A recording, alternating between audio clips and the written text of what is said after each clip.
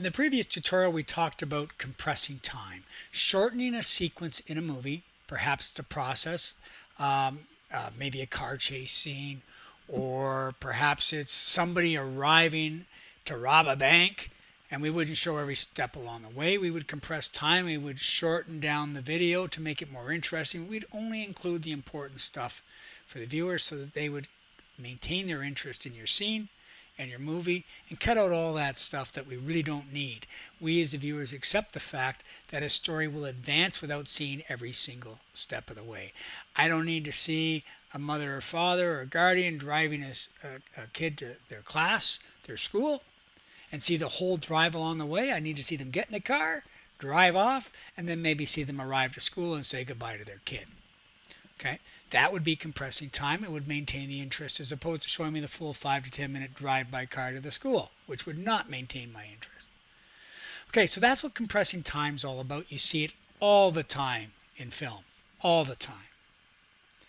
But there's another technique in editing. It's called real-time editing. There are times in a film where we need to see things in real time, in the actual time it takes things to happen.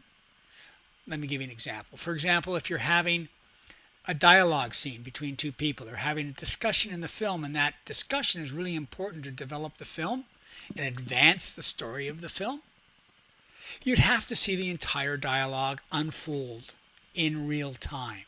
It would have to look like they're having that actual conversation in real time. You can't just cut around it. You've got to include all of the lines of dialogue. So that would be an example of when you would do things in real time. Or if you had a scene in the movie where we had to see somebody doing an exact process because it was a clue to something we were going to see later on, but we needed to see every little moment of them maybe walking up to a desk, picking up an envelope, looking at the envelope to see what it says, putting down the envelope, and then cut to the face where they're surprised or shocked by this envelope for whatever purpose it might have in the film. That would be an example also of real time. I'd need to believe that I'm seeing it unfold before me as it actually happens. You can't really shorten that down too much. Okay, so this tutorial now, what you're seeing here, this timeline, this was based on cutting down the scene so it was more watchable. This was compressing time. I'm going to now go and I'm going to just go and open up what my sequence called real-time editing. Okay? Now, I'm going to pick a particular portion of this video. So real-time and compressing time happen in every movie, and some parts are compressed, some parts are real. Just like I said, dialogue would be real, compressing, maybe getting from one place to the next. Okay, in this case, I'm going to show you an example of real-time editing, where I want to see the entire process unfold before me. And what I've picked here as a real-time example of real-time editing is Mr. Elsey actually preparing his coffee now with some sugar, with some cream, and then tasting it. The raw footage, the wider shot, the medium wide shot we shot initially of Mr. Elsey doing the whole process. Because it's important you have what's called a master shot to show the whole process unfold, and then you cut in the closer shots, close-ups, so that we can, number one, make it more visually interesting, and also that's where we can perhaps do some things called matching the edit, so matching the action during the edit.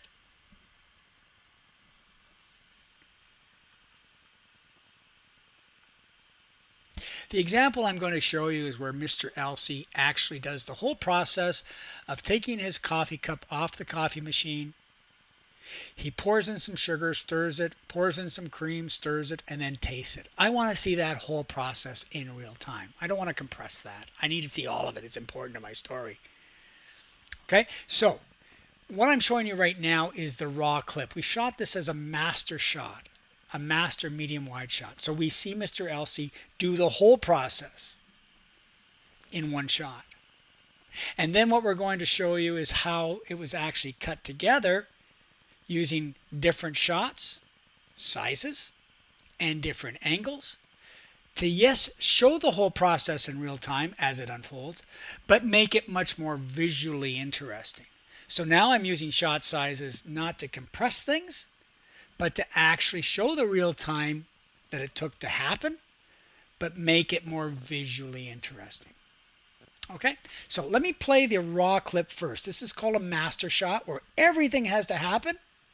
And then in our closer shots, he has to match his action and do exactly the same thing so that we can edit it together. So let's watch the raw clip first. Okay, takes the cup off, pours the sugar, stirs the coffee, right in that order. As he's stirring, he reaches for the cream, adds the cream, stirs it some more. Oh, he's anticipating this. Brings it up with the spoon in the cup. Maybe that's a problem, maybe it isn't. And tastes the coffee and goes, oh, it's the best thing ever. Yeah, I love it. Yeah. Okay, it works, but it's kind of boring, right? Because we're seeing everything from one angle and one shot size. So this is where we start to mix in our shot sizes now. That's why you need to know them. So this is a medium close-up. Sorry, a medium wide shot because it's mid-thighs. Okay, the focus is on him. Hey, he's a rule of thirds. Look at that. No coincidence. And then there's the objects that he's going to be working with. So now I'm going to hide the raw clip and show you the edited version. Again, it happens actually, you can see here, it happens a little bit shorter. If I trim the original clip just to make this a fair comparison. So yeah, he's picking up the cup. So when I edited this scene down, it's slightly shorter, but it wasn't done to compress the time. It just took a little shorter time depending on my edit points. But I see the entire process unfold in front of me, okay? So I'm going to play now the edited version. Hey, look, we're not starting on the medium wide shot anymore. Coffee cup. Oh, look at that. We do a cut there. So we start on a close-up of the whole arrangement of coffee stuff. As he pours the sugar, extreme close-up. There we go, sugar going in. And then we cut to that medium wide shot, wider shot. Remind our audience, where are we now? Reach for the cream, pour in the cream, put it down, stir it, hold it up. Oh, look at that. And he tastes it from a different angle. Now I can see his face. Look at that. Good. So how many shots is that? It's probably about 6 shots. Let's count them. 1, 2, 3, 4, 5, 6,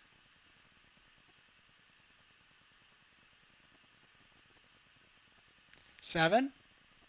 7 shots to tell the same story, and we don't miss anything. We see the sugar go in, we see the cream go in, we see Mr. Elsey drink it, we see Mr. Elsey's enjoying it. So we see exactly what we saw in this master shot, which was just 1 shot. But I would hope you'd agree that it's more visually interesting because we've used various shot sizes to cut in, and also to make it does actually shorten it, but it's really to make it more visually interesting. Okay, so I'm going to hide the main clip. This is the edited version. So how did we do it? Well, I'm going to get more into this in another tutorial. I just wanted to make the point right now on real time. But as we edit, watch this. I've got to do what's called match the action. See as he's pouring in that first shot. Let me go back frame by frame. Maybe this isn't a perfect match. He starts to pour on the wider shot, and then maybe I should have edited it there so it's a closer match. You're going to match, you're going to cut on the action, and you're going to match the action. Watch how it doesn't quite work here with the sugar. It's kind of like he starts to pour and then he starts to pour again. Watch. See how he kind of starts to pour twice? A little bit. It's just a few frames. But that's what can make the visual flow of the scene. What you're going to do is maintain continuity as you add these shots. So I'm cutting on the action, it's called. Actually, I'll do it now. Cutting on the action. The action is pouring the sugar. So I'm not cutting before he pours it. the sugar in, and I'm not cutting after he's poured the sugar in. I'm cutting halfway through that action of him pouring the sugar. And by cutting on the action, it's called, you're actually disguising the edit. So the viewer will accept what they're seeing as being real. And in this case, it's happening in real time. And it's believable. The important thing is you've got to match your points of your edits, your ins and out points exactly best you can to match up the action to maintain what's called continuity. And continuity is when one shot flows into the next shot and the actions match almost identically, that nothing seems to change. Suddenly he's not pouring the sugar with his right hand in the wider shot and with his left hand in the tighter shot, for example.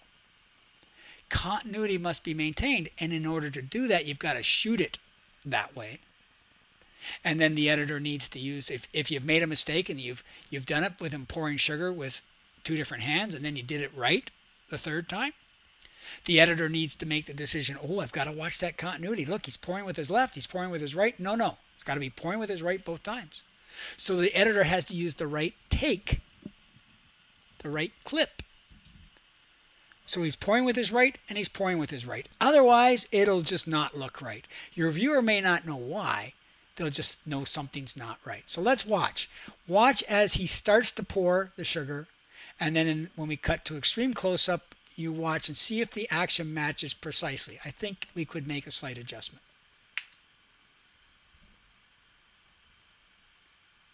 See, it's just a little off. Okay, he puts it down, picks up the cream. Again, all these things are happening. It's happening quickly, but it's happening as the action happens. So as he's putting the sugar down now, he's done pouring. Okay, let's go frame by frame. He's done pouring. Look, in both cases, he's just finishing his pour. See that? There's the wider shot. He's just finished. He's moving the sugar away. He's moving the sugar away. Good. Next shot. He puts it down. He starts to stir. And then, oh, look. That's a little tight. But I might, if I could, I might start this shot with his hand out of the shot. Okay. Because we go his hand stirring to suddenly his hand reaching for cream. So I might adjust that edit point a bit. Okay, he reaches for the cream. He takes it out of frame. Look at, okay, almost out of frame. The next shot, he's moving the cream towards the coffee. So he's taking it out of frame, moves it towards the coffee. I prefer you don't take it out of frame. Keep it in the frame and match the action. Good. He's taking that cream. He's uncapping it. Going frame by frame right now, slowly. And, oh, there's something not matching there. He's still unscrewing it there, right? And then suddenly he's pouring it. That's an example of where the action is not matching. So that would not be a great edit.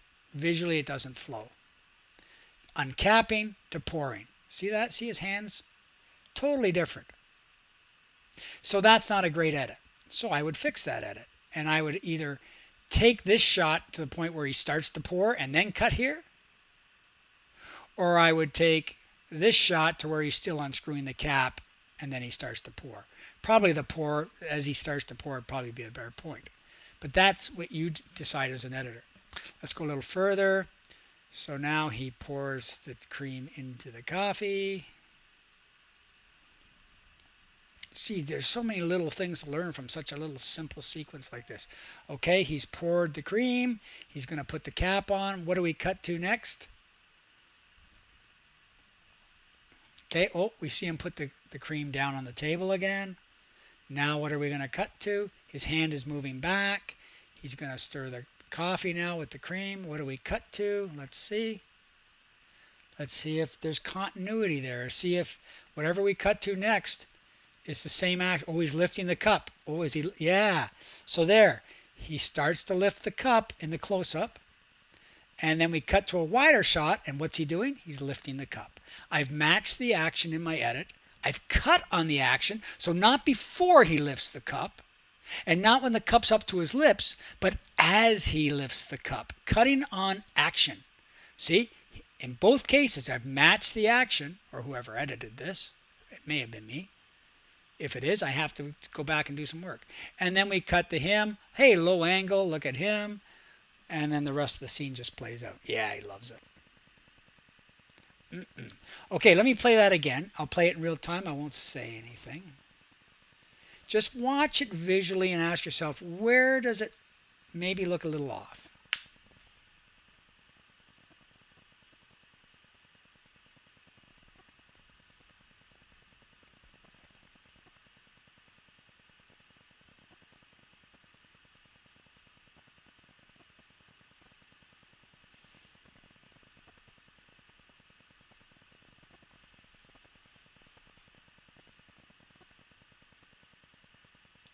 Okay, in my opinion, I could improve the sugar pouring extreme close up and certainly the cream, going from unscrewing the cream lid to actually starting to pour. So those 2 points, you can adjust those edits. It's non-destructive editing again, so you can go back and adjust those in and out points to get the matching action more accurate. So it'll be a better looking scene and it'll flow better. When I mark your video, I'll be looking for how well you've cut on the action, how well you've matched that action, and how well your scene flows as it unfolds. Does it seem rushed? Does it seem natural? That's how your editing will be evaluated. Okay, but that's a pretty good example there of real-time editing. The scene I need to see the entire process, but I'm seeing it from multiple camera angles and multiple camera shot sizes, which is why you need to know what shot sizes are and angles are.